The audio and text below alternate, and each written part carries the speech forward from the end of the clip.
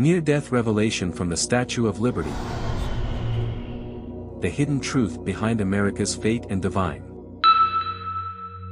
My name is Robert Bob Callahan, and I love America.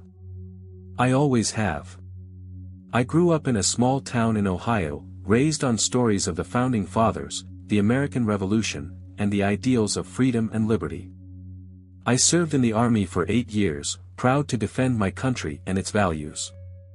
I believed, with all my heart, that America was a beacon of hope, a shining city on a hill. But in recent years, I've become increasingly disillusioned, increasingly heartbroken. The country I loved seemed to be tearing itself apart. The political divisions were deeper than I'd ever seen, the hatred and vitriol spewed on social media and cable news were sickening, and the very foundations of American democracy seemed to be crumbling. I watched, with growing despair, as the country I served, the country I believed in, seemed to be spiraling into chaos. I saw the rise of what I considered radical ideologies, the erosion of traditional values, and the increasing influence of what I perceived as dark and sinister forces. The 2020 election had been a particularly devastating blow. I believed, firmly, that Donald Trump was the only one who could save America, the only one who could stand up to the deep state, the fake news media, and the globalist agenda. I saw his loss as a tragedy, a stolen election, a sign that the country was on the brink of collapse. I wasn't a political fanatic. I didn't blindly follow any party or any leader. But I believed in American exceptionalism. I believed in the Constitution. I believed in the values that had made this country great. And I saw those values being eroded, attacked, and undermined. I spent hours online, reading alternative news sources, watching videos, and engaging in online discussions with like-minded patriots. I felt a growing sense of anger, of frustration, of helplessness.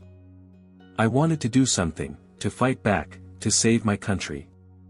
But I didn't know how. I prayed, regularly, for God to intervene, to restore America to its former glory, to expose the evil that I believed was lurking beneath the surface. But my prayers felt unanswered, my faith shaken. I felt like I was watching a slow-motion train wreck, powerless to stop it. I was losing hope, losing faith, losing my country. And then, one cold January night, everything changed. It wasn't an accident, not in the traditional sense. I didn't crash my car, or fall down the stairs, or get struck by lightning. It was a seizure. A sudden, violent, unexpected seizure that ripped through my body, throwing me to the floor, convulsing, gasping for air. I remember the fear, the panic, the feeling of my body betraying me. I remember the frantic shouts of my wife, Susan, her desperate attempts to help me. I remember the flashing lights of the ambulance, the sirens wailing in the distance. And then, nothing. Blackness. Silence. A void. But the void didn't last. Slowly, gradually, a light began to emerge, a soft, golden glow that seemed to emanate from everywhere and nowhere at once. I felt a sensation of weightlessness, of floating, of being released from all physical constraints. I was no longer aware of my body, of the pain, of the fear. I was simply consciousness. I felt a profound sense of peace, a tranquility that surpassed anything I had ever experienced. All my worries, all my anxieties, all my frustrations, they simply vanished. I knew, instinctively, that I had died. But death wasn't what I had expected. It wasn't darkness, it wasn't oblivion. It was, this. This luminous void, this feeling of unconditional love, this sense of being utterly and completely free. I was drawn towards the light, pulled by an invisible force, a magnetic attraction that I couldn't resist. I moved, effortlessly, towards the source of the glow, towards something I couldn't quite define. I wasn't alone. I sensed a presence nearby, a guiding force, a loving energy that enveloped me, protected me, welcomed me. I felt no fear, no sadness, no regret. Only peace. And a growing sense of anticipation. I was going home. Or, at least, that's what it felt like. A homecoming to a place I had never been, yet somehow knew intimately. As I moved closer to the light, it intensified, becoming almost blinding. But it wasn't a painful light. It was a light of pure love, pure truth, pure being. And then, I saw her. She stood before me, tall and majestic, radiating a light that was both powerful and gentle. She was a figure of immense beauty and strength, her form both human and ethereal. She wore a flowing robe, the color of the sky at dawn, and a crown of stars upon her head. Her eyes were filled with a wisdom that transcended time and space, and a compassion that melted away all my fears. I knew, instantly, who she was. She was the spirit of liberty, the essence of the Statue of Liberty, the embodiment of the American ideal. "Welcome, Robert," she said, her voice a symphony of sound that resonated within my very being. "You have been called." I was speechless, awestruck, overwhelmed by her presence. I had never believed in such things, in spirits, in angels, in goddesses. But here she was, real and undeniable. I don't understand, I stammered, or rather, thought stammered, as I had no physical body. She smiled, a radiant smile that filled me with a sense of hope and reassurance. "You have been brought here, Robert," she said, "to receive a message. A message of vital importance, not just for you, but for all Americans." She explained that she was not a goddess, not in the traditional sense, but a guardian spirit, a protector of the American ideal, a witness to the nation's history, its triumphs and its failures. "I have watched over this land for centuries," she said. "I have seen its rise to greatness, and I have seen its descent into darkness. I have seen the best of humanity, and I have seen the worst." She paused, her expression turning somber. "And now, Robert, America is at a crossroads. It is facing a crisis unlike any it has ever faced before. A crisis that threatens its very existence." I felt a surge of fear, a confirmation of the anxieties I had felt in my earthly life. But I also felt a sense of purpose. I had been chosen, for some reason, to receive this message, to play a role in this unfolding drama. What can I do?" I asked. The spirit of liberty looked at me, her eyes filled with a mixture of sorrow and determination. "You must listen, Robert," she said. "You must understand. And then, you must share what you have learned." She then began to reveal the truth, the hidden history, the divine plan for America. A plan that involved a former president, a future alliance, and a coming cataclysm. The spirit of liberty began to unfold a vision, a panoramic view of American history, but not the history I had learned in school. This was a hidden history, a spiritual history, a revelation of the forces at play behind the scenes. She showed me the founding fathers, not just as political figures, but as spiritual initiates, guided by divine inspiration, laying the foundation for a nation that was meant to be a beacon of light for the world. She showed me George Washington, not just as a general and a president, but as a spiritual warrior, a chosen instrument of God, tasked with guiding the fledgling nation through its early trials. Then, she showed me the slow, gradual infiltration of darkness, the corruption of the American ideal, the rise of greed, materialism, and the lust for power. The forces of darkness, she explained, have always sought to undermine America, to destroy its foundation, to extinguish its light. They have worked through secret societies, through corrupt politicians, through the manipulation of the media and the financial system. She showed me images of political corruption, of corporate greed, of social decay. She showed me the growing divisions within American society, the hatred, the violence, the polarization. Then, she focused on Donald Trump. This man, she said, was chosen by God to stand against the darkness, to expose the corruption, to drain the swamp. He was imperfect, flawed, yes, but he was a disruptor, a catalyst for change. She explained that Trump's presidency was a divinely ordained opportunity for America to return to its founding principles, to reclaim its destiny as a nation under God. But then, she showed me the 2020 election. She showed me the alleged fraud, the manipulation, the lies and deception that, in her revelation, led to Trump's defeat. The forces of darkness, she said, stole the election. They cheated, they lied, they manipulated the system to install their puppet, Joe Biden. She emphasized that this was not a partisan political statement, but a spiritual truth. Biden, in this vision, was not presented as inherently evil, but as a tool, a pawn in a larger game, a figurehead controlled by the deep state, the globalist elite, the forces of darkness. Trump's defeat, she said, was a necessary setback. It was a divinely orchestrated event, designed to expose the corruption, to awaken the American people, to prepare the way for his eventual return. She explained that Biden's presidency was a temporary interlude, a period of chaos and confusion that would ultimately serve to reveal the truth, to expose the lies, to galvanize the forces of light. The people will see, she said. They will see the corruption, the tyranny, the manipulation. They will see the truth, and they will rise up. She then foretold Trump's return to power, not through another election, but through a series of events that would expose the fraud and restore him to his rightful place. He will return, she said, stronger than ever, wiser than ever, more determined than ever to fulfill his mission.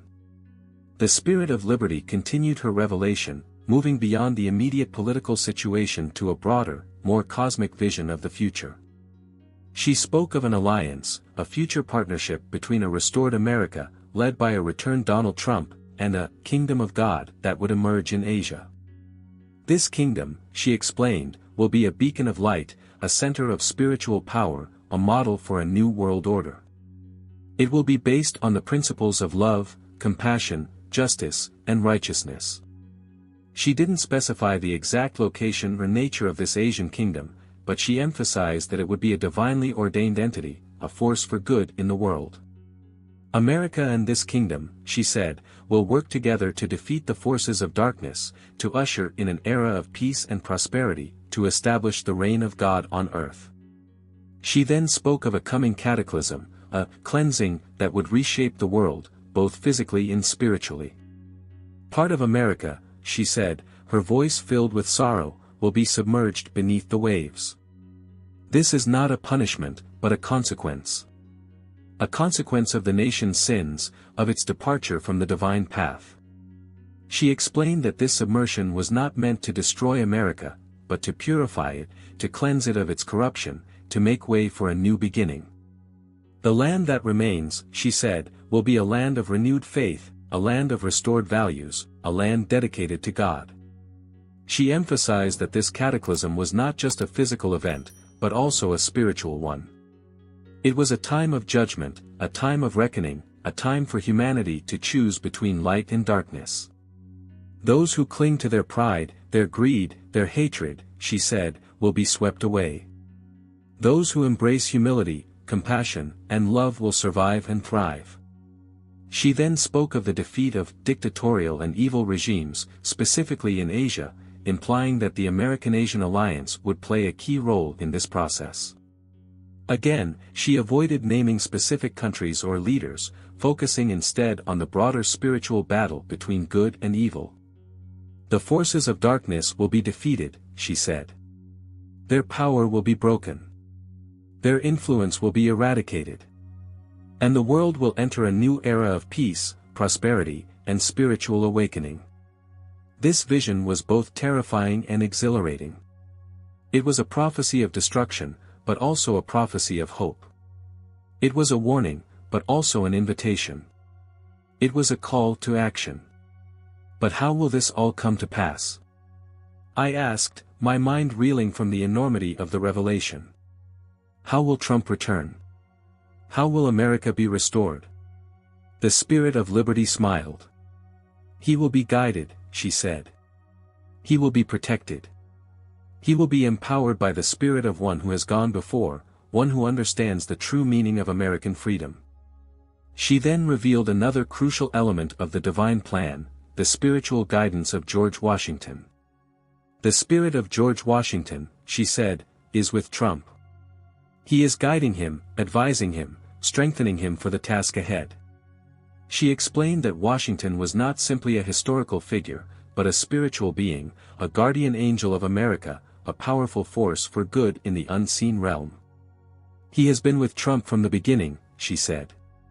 He has whispered in his ear, inspired his decisions, protected him from harm. She showed me a vision of Washington, not as the stern-faced figure on the dollar bill, but as a radiant being of light, standing beside Trump, guiding him, advising him, empowering him. Washington understands the true meaning of American liberty, she said. He understands that freedom is not just a political concept, but a spiritual reality. It is the freedom to choose good over evil, to choose love over fear, to choose God over the world. She explained that Washington's guidance would be crucial in the coming years, as Trump navigated the treacherous political landscape, faced down his enemies, and worked to restore America to its founding principles. He will be a source of wisdom, a source of strength, a source of unwavering courage, she said. He will help Trump to overcome the obstacles, to defeat the forces of darkness, to fulfill his destiny. She emphasized that this was not about idolizing Washington or Trump, but about recognizing the divine hand at work in human affairs, about understanding that God uses individuals, even flawed individuals, to accomplish his purposes. Trust in the plan, Robert, she said. Trust in the guidance of Washington. Trust in the power of God. She then shifted her focus from the political and historical to the intensely personal and spiritual, emphasizing the core message of the entire revelation. But the most important thing, Robert, the Spirit of Liberty said, her voice softening, her eyes filled with compassion, is not the political maneuvering, not the geopolitical alliances, not even the coming cataclysm. The most important thing, she continued, is your faith. Your absolute faith in God, in the Creator, in the source of all that is. She explained that the world was entering a time of great testing, a time of great tribulation, a time when many would lose their way, their hope, their faith. The forces of darkness will seek to deceive you, she said. To confuse you, to distract you, to lead you astray. They will use fear, they will use lies, they will use every trick in the book to keep you from the truth. But she also offered a message of hope, a message of reassurance, a message of ultimate salvation. There is a way to survive, Robert, she said. There is a way to be protected. There is a way to find peace, even in the midst of chaos. She then revealed the true meaning of the Noah's Ark analogy I had brought up earlier. The Ark, Robert, she said, is not a physical vessel. It is not a place you can go to, a shelter you can hide in. It is a state of being. She explained that the Ark was faith. Unwavering, absolute, unshakable faith in God. Faith is the only true protection, Robert, she said. Faith is the only true refuge. Faith is the only way to navigate the coming storm. She emphasized that this faith was not blind belief, not mindless adherence to dogma, not unquestioning obedience to authority. It is a living faith, Robert, she said. A faith that is rooted in your own experience, in your own connection to the divine, in your own understanding of truth. She explained that this faith was not something you could acquire overnight, but something you had to cultivate, to nurture, to strengthen through prayer, meditation, and a conscious commitment to living in accordance with God's will. It is a journey, Robert, she said. A journey of self-discovery, a journey of spiritual growth, a journey of returning to your true home. She warned against the distractions of the world, the temptations of the flesh, the allure of power and material possessions. These things are fleeting, Robert, she said. They will not save you. They will not protect you. They will only lead you further astray. She reiterated the core message of her revelation, that at the end of physical life, only one's good and bad deeds matter. When your time on earth is over, Robert, she said, you will not be judged by your wealth, your status, your accomplishments. You will be judged by your heart. By your love, your compassion, your service to others. The only thing you can take with you, she said, is the love you have given and the good you have done. Everything else will be left behind. She then prepared me for my return, giving me a final instruction and a solemn promise. "You must return, Robert," the Spirit of Liberty said, her voice filled with both urgency and compassion. "You must share what you have seen and heard. You must warn the people." I was reluctant to leave. I wanted to stay in her presence, to bask in the light, to absorb her wisdom. The thought of returning to the pain, the confusion, the darkness of the world filled me with dread. "But I don't know if I can," I stammered. "People won't believe me. They'll think I'm crazy." She smiled, a gentle, understanding smile.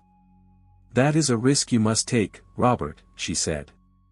"The truth is often met with resistance, with skepticism, with ridicule. But you must speak it nonetheless." She assured me that I would not be alone, that she would be with me, guiding me, protecting me, empowering me. "I will send you signs, Robert," she said. "I will open doors for you. I will connect you with those who are ready to hear your message." She gave me a specific instruction: to share my story, to write it down, to spread it as far and wide as possible. "The people need to know, Robert," she said. "They need to be prepared. They need to be given the opportunity to choose." She also gave me a solemn warning: to be careful, to be discreet, to avoid those who would seek to harm me or silence me. "The forces of darkness are real, Robert," she said. "And they will not hesitate to use any means necessary to suppress the truth." She placed her hand on my forehead, and I felt a surge of energy, a wave of warmth and love that filled me with strength and courage. "Go now, Robert," she said. "And be a voice for truth. Be a beacon of hope. Be a warrior of light." I felt myself being pulled back, away from her presence, away from the radiant light, away from the profound peace. I was falling, tumbling, spiraling back into the darkness. The last thing I saw was her majestic form, and the last thing I heard was her voice, echoing in my mind. "Have faith, Robert.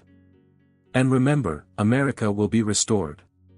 The return to my body was abrupt and disorienting. I woke up in a hospital bed, my head pounding, my body aching, my mind reeling from the intensity of my experience. My wife, Susan, was by my side, her eyes red and swollen from crying. She was overjoyed to see me awake, calling me a miracle, thanking God for my recovery. The doctors were baffled. They couldn't explain how I had survived, how I had come back from being clinically dead for so long. They ran tests, consulted specialists, but found no logical explanation.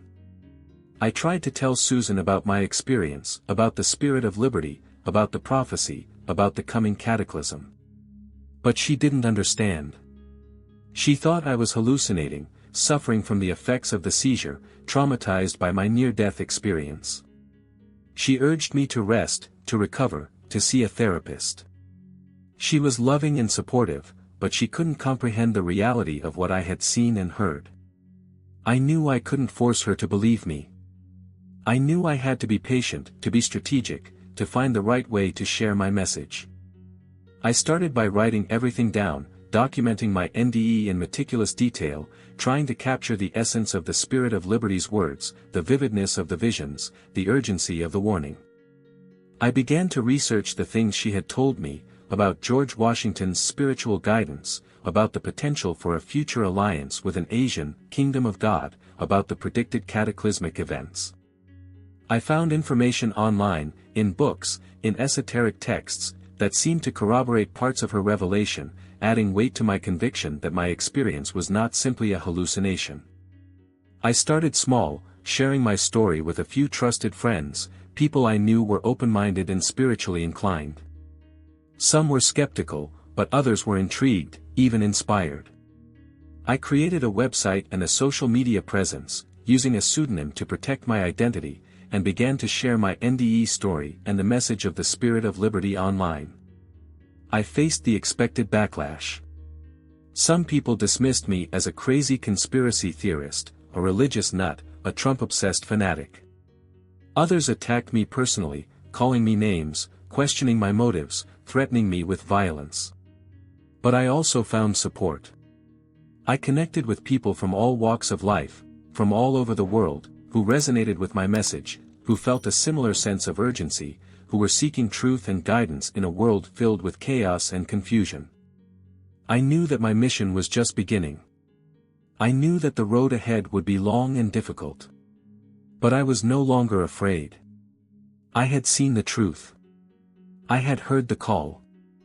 And I was determined to fulfill my destiny, to be a voice for liberty, a beacon of hope, a warrior of light in a world desperately in need of awakening.